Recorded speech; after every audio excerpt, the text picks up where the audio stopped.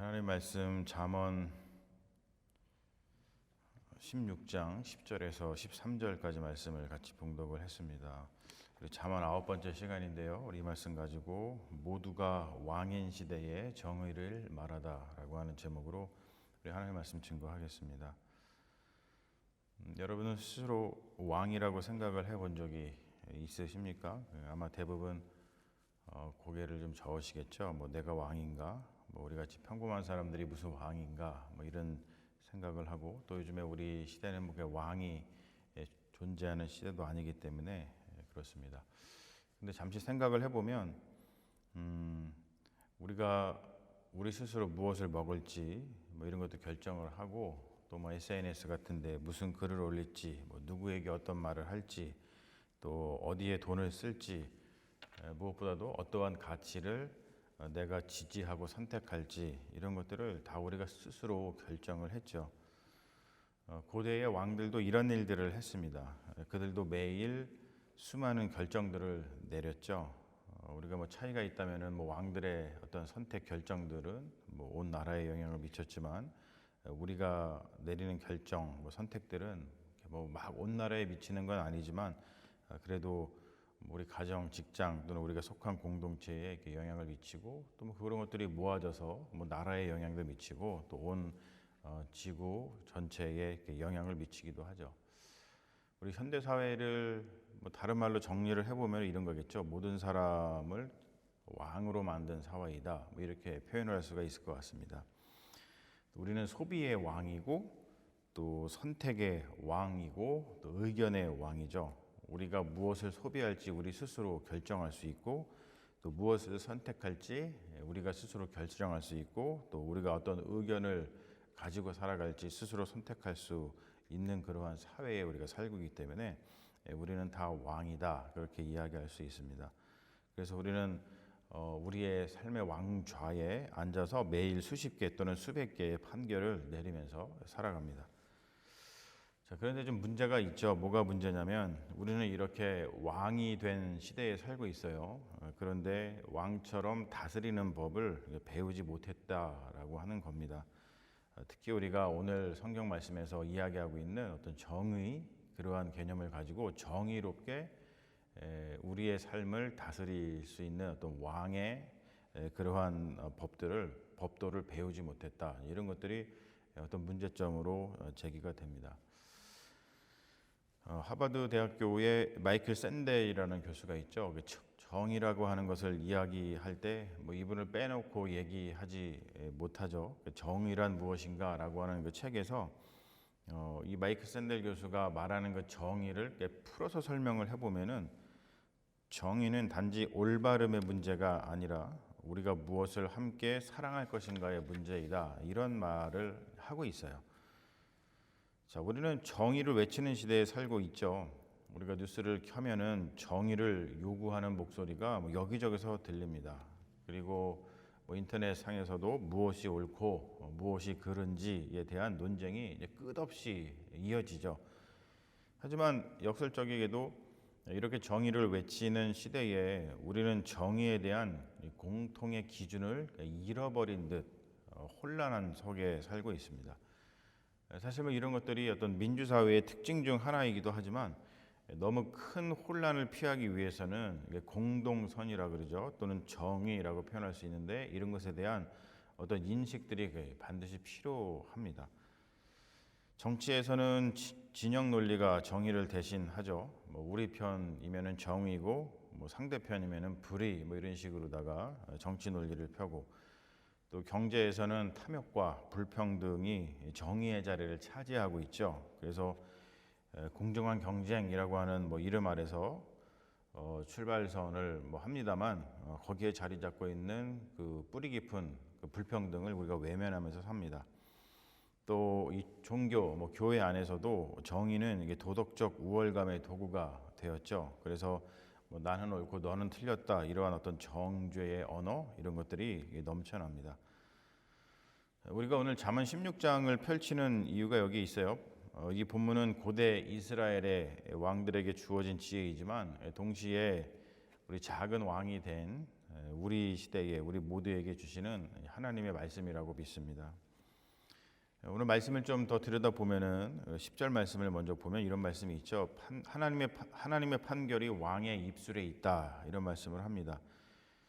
여기서 판결이라고 번역된 히브리어는 미시파트입니다. 굉장히 유명한 단어이죠. 이 단어는 법적인 판단을 의미하는데 정의, 공정, 올바른 관계, 이러한 뜻을 가지고 있습니다. 이 구절을 통해서 우리가 알 수 있는 것은 뭐냐면 왕의 권력이 스스로 정의로운 것이 아니라는 것이죠. 왕의 입술은 하나님의 정의가 흘러나오는 통로다라는 이야기를 하는데, 권력의 근원은 인간에게 있지 않고 하나님에게 있다라는 것이 성경에서 말하는 어떤 권력의 본질입니다. 사실 우리가 좀 이러한 겸손한 생각을 가지고 살면은 사실 굉장히 좋죠. 우리의 권력, 우리의 모든 것들이 우리에게 있지 않고 하나님으로부터 오는 것이다라는 생각을 우리가 조금만 더 하더라도 서로 평화롭게 또 겸손하게 살 수 있는 그 토대가 마련이 되죠. 또 오늘 11절 말씀 보면은 경제 정의로 시선을 우리들을 이끌고 있는데, 거기에 보면은 공평한 저울과 접시 저울은 여호와의 것이다, 이런 말을 하죠. 우리 고대 근동에서 이 상인들이, 그러니까 옛날의 상인들이 거짓 저울로 속이는 것은 굉장히 흔한 일이었습니다. 큰 저울추로 구매할 때는 무게를 적게 달고 작은 저울추로 판매를 할 때는 무게를 많이 다는 것이죠. 여러분, 이것은 지금 왜 이런 얘기를 하냐면 이게 단순한 사기 행각이 아니라 그러한 일들이 사회의 근간을 무너뜨리는 불이었다라는 것을 이야기하죠. 그래서 아모스 선지자가 특별히 이런 이야기 하잖아요. 에바를 작게 하고 세게를 크게 하며 거짓 저울로 속이는 자들에게 하나님의 심판이 있을 것이다 라는 이야기를 합니다. 그러니까 오죽 이런 일들이 사회의 근간을 무너뜨렸으면은 이 선지자들이 이런 이야기를 반복해서 하겠는가, 그런 생각을 우리가 할 수 있죠.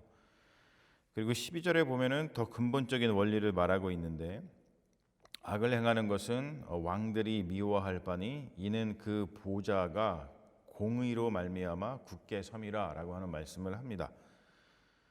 이 권력이라고 하는 것은 공의에 의해서 세워지고 이제 불의로 무너진다고 하는 거예요. 이것이 정치의 법칙이고 역사의 법칙이고 하나님 나라의 법칙입니다.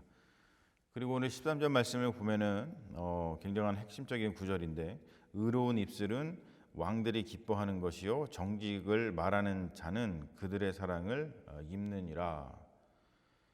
우리가 여기서 발견할 수 있는 것은 뭐냐면 정의는 사랑과 연결이 되고 있죠. 정의로운 말을 하는 사람들, 정의로운 사람은 사랑을 받습니다. 정의는 차갑고 어떤 냉정한 법이 아니라 어떤 따뜻한 관계의 언어인 것을 우리가 한번 볼 수 있는 것이죠. 이 아까 얘기한 그 마이클 샌델이 정의를 정의할 때 무엇이 옳은가를 묻는 규범의 문제로 보지 않습니다. 이 마이클 샌델이 정의를 뭐라고 이야기하냐면 이 공동선을 향한 실천적인 대화라고 이야기를 하는데, 이 정의의 핵심은 뭐냐면 우리가 함께 어떤 삶을 선이라고, 선한 것이라고 부를 것인가 묻는 데 있다고 하는 거예요. 우리가 어떤 것이 선한 것인가라는 것을 우리가 함께 고민해 나가는 것이죠. 그래서 그 선한 것을 만들어 나가는 것, 그것이 정의의 핵심이다, 이런 이야기를 합니다. 자, 성경을 보면은 여기서 한 걸음 더 나아가서 성경이 묻는 정의의 질문은 뭐냐면, 성경도 무엇이 옳은가 그것에 집중하지 않아요. 성경에서의 정의는 뭐냐면 무엇이 생명을 살리는가라는 이야기를 합니다. 그러니까 이 정의라고 하는 것은 결국 사랑의 다른 이름이고, 하나님의 공의는 언제나 사람을 살리는 정의다라는 것을 우리가 성경에서 이제 배운다는 것이죠. 구약 성경에 보면은 의로움을 뜻하는 그 째다카라고 하는 용어하고 또 정의를 뜻하는 미시파트라고 하는 용어가 나와요. 이 구약 성경에서 이 째다카하고 미시파트를 우리가 인지하고, 그리고 그것이 무슨 뜻인지를 우리가 잘 알고 또 그것을 잘 또 우리의 삶에 적용하는 것이 굉장히 중요한 것인데, 째다카는 하나님과의 올바른 관계를 이야기하죠. 째다카. 그리고 미시파트는 이웃과의 올바른 관계를 의미합니다. 그래서 대개 째닥하는 의라고 이제 righteousness라고 번역을 하고, 그리고 미시파트라고 하는 것은 정의 또는 뭐 공의 이렇게 번역을 합니다. 근데 이 둘은 동전의 양면과 같아요. 그래서 미가 선지자가 이러한 선포를 하죠. 여호와께서 내게 구하시는 것은 오직 정의를 행하며 인자를 사랑하며 겸손히 내 하나님과 함께 행하는 것이 아니냐, 이런 말씀을 합니다. 그게 뭐냐면은 정의와 인자, 정의와 사랑이 함께 있죠. 그리고 정의와 겸손이 함께 있습니다. 그러니까 하나님의 정의는 언제나 이렇게 관계적입니다. 하나님과의 관계, 그리고 이웃과의 관계, 그 관계의 용어로 이 정의라고 하는 그 용어를 사용하는 것을 우리가 보죠. 이사야 선지자는 더 나아가서 무슨 얘기를 하냐면 정의 없는 예배는 하나님께 가증하다, 이런 얘기까지 하죠. 아무리 많은 제물을 드리면서 제사를 드리고 또 아무리 열심히 기도를 하고 그렇게 해도 고아와 과부를 돌보지 않고 또 억압받는 자를 외면한다면 그 예배는 하나님께서 받지 않으신다, 뭐 이렇게 극단적으로까지 얘기를 합니다. 그러니까 이 정의는 어떤 옳음의 문제가 아니라 누군가의 생명을 살리는 그런 어떤 관계의 문제인 것을 성경은 계속 이야기를 하고 있어요.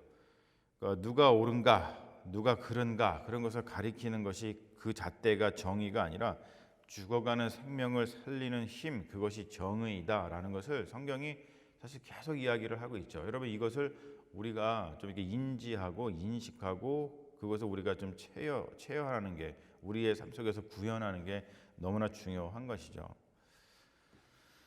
자, 그런데 우리가 사는 세상은 이 정의를 좀 이렇게 받아들이지 않아요. 오늘날 이 공정이라는 이름을 가지고서 이 정의를 이야기하는데, 우리가 뭐 입시라든지 또는 채용이라든지 또 부의 분배라든지 뭐 이런 것을 이야기할 때 공정하게 경쟁하라, 공정하게 해라, 이런 이야기 많이 합니다. 뭐 정의롭게 해라, 이런 말을 많이 듣죠. 근데 이 부분에 대해서도 그 마이클 샌델 교수가 공정하다는 착각이라고 하는 그 책에서 아주 그 예리하고 중요한 지적을 하죠. 이게 이제 Tyranny of Marriage라고 하는 책인데, 그 marriage라고 하는 그 용어가 뭐냐면은 능력주의잖아요. 내가 능력이 있는 만큼 뭔가를 할 수 있는 거예요. 더 많이 뭐 가져갈 수 있고, 내가 능력이 있는 만큼 또 뭐 좋은 회사에 취직을 할 수도 있는 거고, 내가 능력이 있는 만큼 뭐 좋은 학교에 들어갈 수 있는 거고, 또 내가 능력이 있는 만큼 돈도 버는 거죠. 그래서 능력주의, 능력사회라고 이야기를 합니다. 그런데 공정하다는 착각이라는 책에서 마이클 샌델 교수가 이야기하는 것은 뭐냐면 능력주의 사회는 겉보기에는 공정하지만 실패한 사람들에게는 잔인하다는 거예요. 왜 그러냐면은 예를 들어서 이런 걸 얘기합니다. 우리가 이제 100m 달리기를 한다고 생각을 하면 어떤 사람은 그냥 출발선에서 100m 달리기를 시작을 하고, 또 어떤 사람은 50m 앞에서 시작을 한다고 생각해 보세요. 그런데 우리가 이제 거기다 데리고 어떤 사람은 출발선에 있고 어떤 사람은 50m 앞에 있는데도 불구하고 자, 이제 100m 달리기를 시작합니다. 하지만 공정하게 하십시오, 경쟁하십시오, 이렇게 이야기하면은 이게 공정한 경쟁이 아니라는 것이죠. 벌써 출발선에서부터 다르기 때문입니다. 또 어떤 학생은 굉장히 부유해서 뭐 학원을 다니고 과외를 다니고 최고의 교육을 받을 수 있었고, 또 어떤 학생은 먹고 사는 게 힘들어서 뭐 아르바이트 같은 것을 하면서 틈틈이 공부를 하죠. 그런데 이제 같은 시험을 봐요. 같은 시험을 보면서 공정하게 시험을 치르고 공정하게 평가하겠다, 이렇게 이야기하면 이것은 이제 정의가 아니다라고 이야기하는 것. 그래서 우리는 공정하다는 착각 속에 살고 있다라고 이 마이클 샌델 교수가 아주 정확하게 꼬집고 있죠. 이 잠언의 정의는 그 능력 중심이 아닙니다. 그러니까 우리가 지금 이 마이클 샌델가 이야기하는 것처럼 어떤 이런 능력이 많으면은 뭐 좋은 거고 능력이 없으면 어쩔 수 없고, 이런 능력 중심의 정의가 아니라 약자 중심의 정의를 이야기합니다. 그래서 잠언 14장 31절 같은 경우도 이런 이야기를 하죠. 가난한 자를 학대하는 자는 그를 지으신 이를 멸시하는 자요. 그러니까 하나님의 정의는 약한 자, 소외된 자, 또 목소리를 잃은 자의 편에 선다는 것이죠. 이것이 성경이 말하는 정의예요.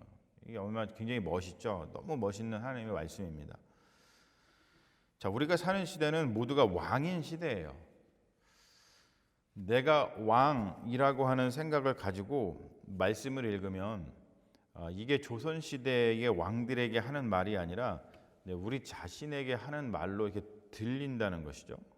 우리가 내가 왕이야. 그리고 내가 왕인데 이 왕인 나한테 주님께서 지금 말씀하고 계셔라고 하는 인식을 가지고 한번 오늘 말씀을 들어보면은 이게 완전히 다르게 들리죠. 우리가 매일 수많은 선택을 하고 그리고 또 수많은 말을 합니다. 그리고 수많은 판단을 내리죠. 이게 다 우리가 한마디로 표현해서 자유를 가진 건데 옛날에는 왕이 절대적인 자유를 가지고 모든 사람들은 다 그 왕에 종속되어 있었잖아요. 근데 우리는 더 이상 누구에게 이렇게 종속되지 않고 나 스스로 뭔가를 할 수 있는 그 자율 그것을 가진 시대에 살고 있습니다. 그러니까 자유를 가졌다는 말은 다른 말로 표현해서 우리가 왕이 되었다라고 하는 말과 같은 거예요. 아까도 봤습니다만 하나님의 판결이 왕의 입술에 있다라고 하는 말씀을 우리가 받은 것처럼 그 말은 뭐냐면 우리가 왕이니까 하나님의 판결이 나의 입술에 있구나, 왕의 입술에 있다, 즉 나의 입술에 있구나, 우리의 입술에 하나님의 판결이 있구나라는 것을 우리가 인식할 필요가 있다는 것이죠.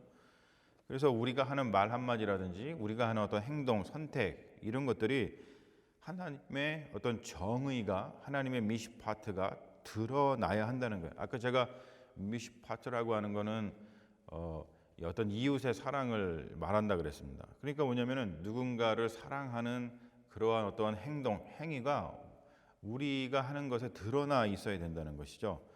뭐 직장에서라든지 가정에서라든지 학교에서 또는 뭐 온라인상에서도 그렇고 우리가 매일 수많은 말을 하고 수많은 행동을 합니다만 그러한 말과 우리의 행동들이 사람을 살리는가 죽이는가, 그러한 말과 행동들이 회복을 가져오는가 또는 뭐 관계를 죽이는가, 우리가 생명을 살리는가 짓밟는가 이런 것들을 우리가 반드시 생각을 하면서 살아야 된다는 거예요. 정의로운 말, 정의로운 행동은 사람을 살리고 불의한 말, 불의한 행동은 세상을 병들게 합니다. 그래서 우리가 우리의 어떤 말과 행동을 보면서 내가 왕이야 라는 것을 다시 한번 인식하면서 생각을 할 때 우리가 단순히 너는 틀렸어, 뭐 너는 잘못된 거야 이렇게 이야기하는 것보다 자 괜찮다, 우리가 다시 시작할 수 있다, 뭐 이렇게 좀 생명을 살리는, 관계를 세우는 그런 말과 행동을 하는 것 너무 중요하다고 하는 것이죠.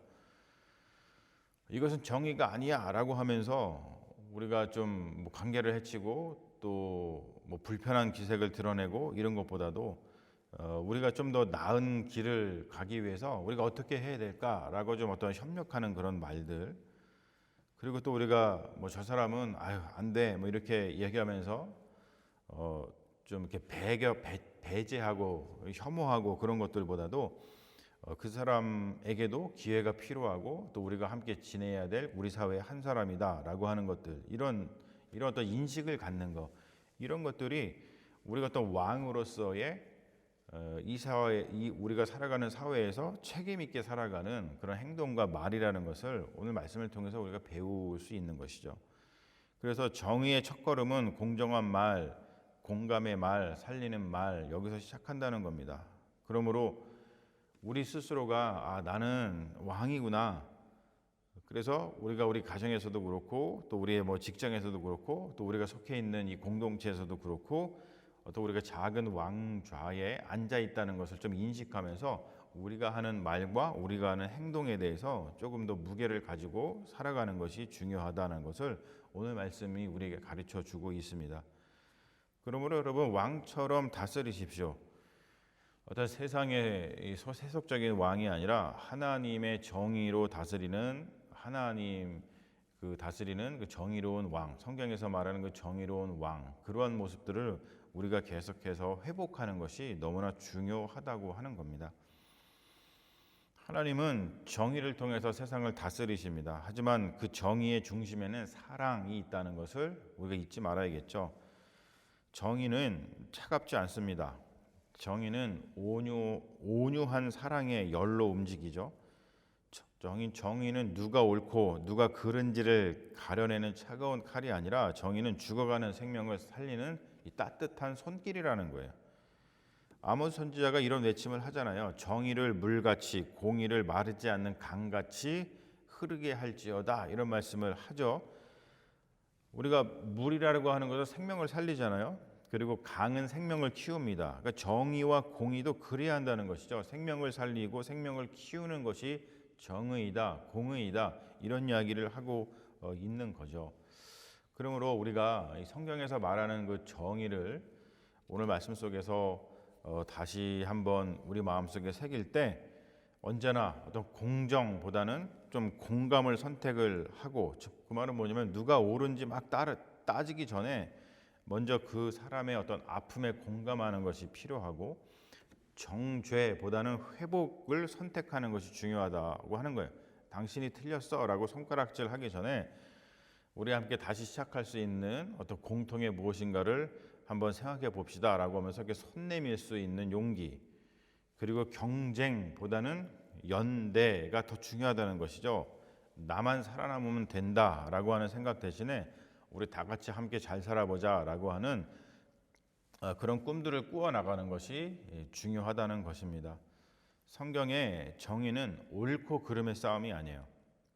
생명과 죽음의 갈림길에서 생명을 선택하는 사랑의 길이 성경의 정의입니다. 정의는 냉철한 법이 아니라 따뜻한 관계예요. 세상을 살리는 온기입니다. 자, 우리 모두가 다 왕이 된 시대에 이러한 성경에서의 정의에 대한 이야기를 우리 마음속에 품는다면 우리가 좀 더 따뜻한 마음으로 모두가 왕이 된 시대에서 더 평화로운 세상을 만들어 갈 수 있을 거라고 믿습니다. 정의로운 말로, 그리고 정의로운 행동으로 사람을 살리고, 또 공의로운 말, 공의로운 행동으로 세상을 따뜻하게 하고 언제나 사랑을 선택하는, 그래서 생명을 일으키는 그런 왕이 되시기를 주님의 이름으로 축원합니다. 아멘. 우리 잠시 기도하겠습니다. 사랑과 정의의 하나님, 우리에게 자유를 주시고 왕 같은 존재로 삼아 주셔서 감사합니다. 하지만 우리는 고백합니다. 우리는 왕처럼 다스리기보다 소인배처럼 정죄하며 살았습니다. 옳음을 추구한다는 이름으로 사람을 외면했습니다. 정의를 외친다는 이름으로 사랑을 잃었습니다. 주님, 우리에게 가르쳐 주소서. 생명을 살리는 정의가 무엇인지, 사람을 회복시키는 공의가 무엇인지 깊이 깨달아 알게 하소서. 우리의 입술에 주님의 판결이 있게 하시고 우리의 말 한마디가 생명을 살리는 말이 되게 하소서.